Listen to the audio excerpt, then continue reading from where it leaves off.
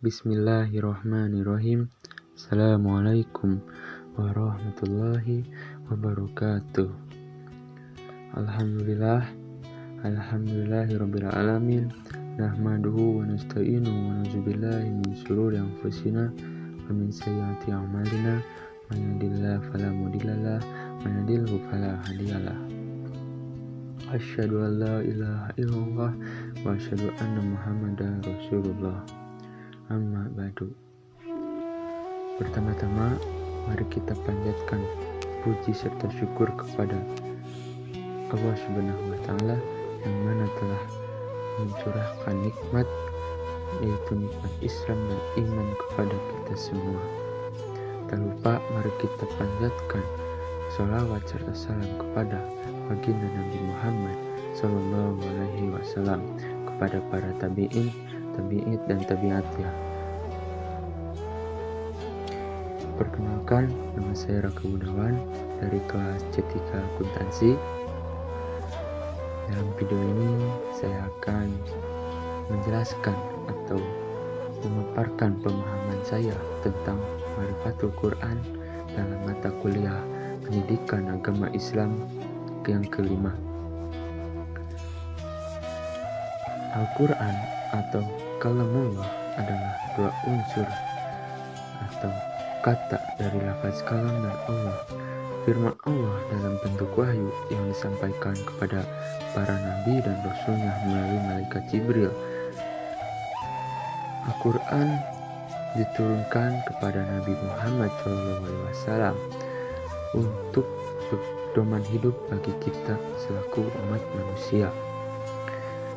Al-Quran diturunkan secara sekaligus dari Allah ke Lauhul Mahfuz, dan dari Lauhul Mahfuz diturunkan ke Bait Al-Izzah, terus dari Bait Al-Izzah diturunkan ke dalam hati Nabi sesuai kebutuhan. Al-Quran diturunkan secara berangsur-angsur kepada Nabi Muhammad, yaitu selama 22 tahun, 2 bulan, dan 22 hari. Surah pertama yang diturunkan dari Al-Quran kepada Nabi Muhammad adalah Al-Alaq ayat 1-5. Surah terakhir dalam Al-Quran yang diturunkan adalah Quran Surat Al-Maidah ayat 3.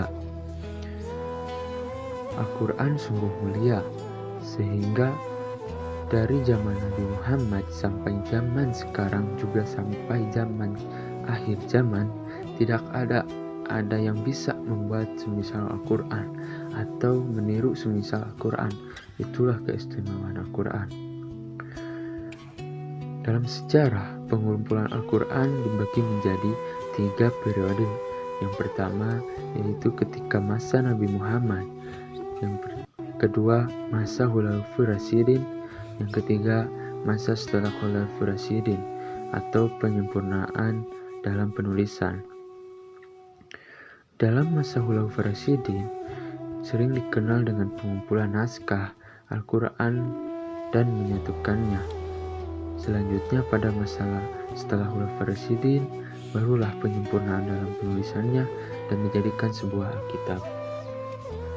Itulah merupakan sejarah singkat dari turunnya Al-Quran dari Allah kepada Nabi Muhammad dan bagaimana cara Al-Quran dikitabkan.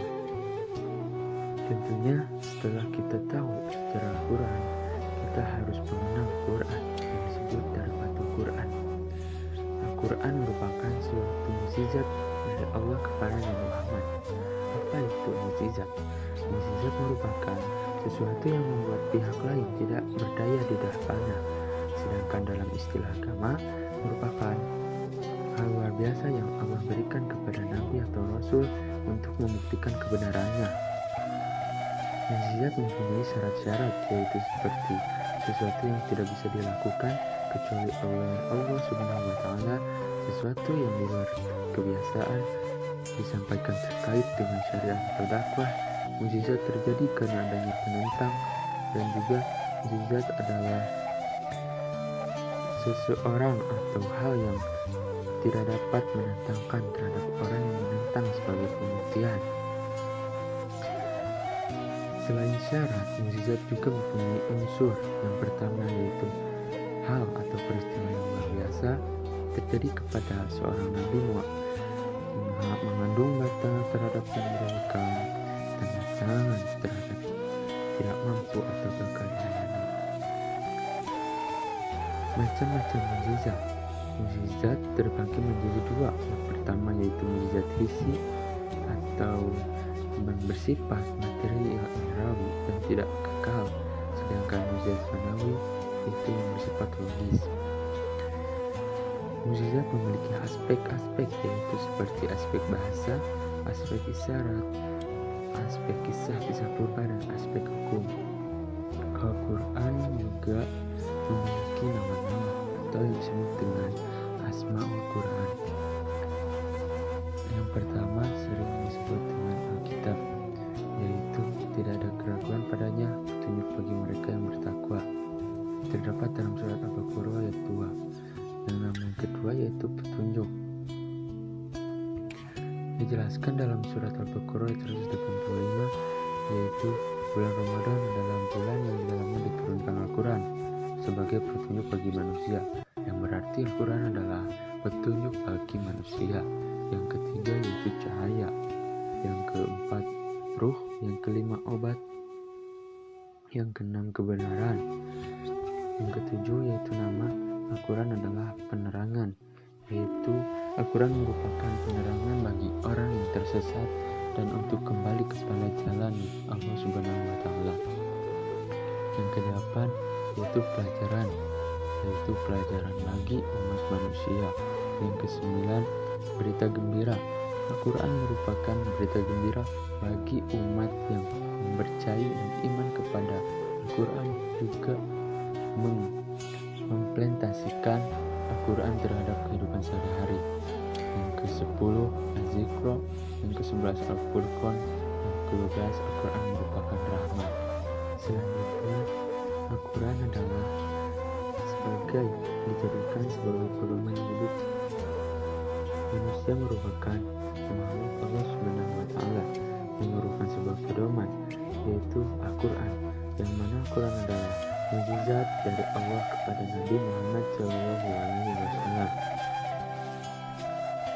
Al-Quran berfungsi sebagai pedoman hidup. Merupakan Al-Quran yang diturunkan oleh Allah kepada Rasul, terdapat dalam surat Al-Isra ayat 9. Jika Al-Quran hanya dijadikan syair dan mantra, maka manusia akan rugi. Sehingga Al-Quran harus dipahami, sehingga tidak ada akan salah dalam mengartikan Al-Quran. Al-Quran adalah bentangan jalan yang dihamparkan oleh Allah Subhanahu wa Ta'ala bagi orang yang ingin menuju ke dalam dunia bahagia, akhirat, surga. Al-Quran digunakan sebagai pedoman hidup. Yang pertama adalah harus kafah, yang kedua gunakan secara kontekstual, yang ketiga Al-Quran digunakan untuk taat kepada Allah Subhanahu wa Ta'ala. Fungsi Al-Quran yaitu Al-Quran diturunkan berfungsi sebagai petunjuk bagi umat manusia. Al-Quran berfungsi sebagai peringatan, juga pelajaran bagi seluruh umat manusia. Al-Quran ditujukan berfungsi sebagai pembenar dari hal-hal yang keliru. Yang ketiga, Al-Quran merupakan pelajaran dan penerangan. Yang kelima, Al-Quran merupakan pedoman, juga sebagai petunjuk dan kabar gembira bagi seluruh umat manusia. Selanjutnya, Al-Quran berfungsi sebagai pembanding atau pembeda di antara hak dan batil. Yang selanjutnya, Al-Quran merupakan penjelas dari kitab-kitab sebelumnya, yaitu kitab Injil, Taurat, dan Zabur. Al-Quran berfungsi sebagai tali Allah yang harus dipegang teguh agar kita tidak bertesat di dalam jin dan setan yang selalu menghasut kita ke dalam keburukan. Yang selanjutnya, Al-Quran berfungsi sebagai obat penawar, yaitu ketika kita amarah meloncat-loncat atau melonjak, kita akan terobati oleh isi Al-Quran dan makna dari Al-Quran. Selanjutnya tentang Al-Quran berfungsi sebagai pengawas. Juga Al-Quran berfungsi sebagai mukjizat Nabi Muhammad SAW. Al-Quran dijadikan sebagai pedoman hidup, diantaranya yaitu tentang akidah, aqidah, dan prinsip-prinsip syariat agar kita tidak tersesat di jalan Allah Subhanahu wa Ta'ala. Mungkin sekian pembahasan tentang materi Al-Quran yang saya pahami. Al-Quran merupakan sebagai pedoman hidup untuk umat manusia, sehingga sekarang kita sadar bahwa Al-Quran adalah hal yang kita perlu, bukan Al-Quran yang memerlukan kita, tapi kita yang memerlukan Al-Quran sebagai pedoman hidup, yang mana jelas bahwa Al-Quran adalah mukjizat Nabi Muhammad SAW, dan Al-Quran merupakan hal yang tidak mungkin keliru dari Allah Subhanahu wa Ta'ala agar tidak tersesat di dunia dan di akhir zaman sekarang, supaya kita nanti mencapai dunia bahagia, akhirat surga. Akhirul kalam. Assalamualaikum warahmatullahi wabarakatuh.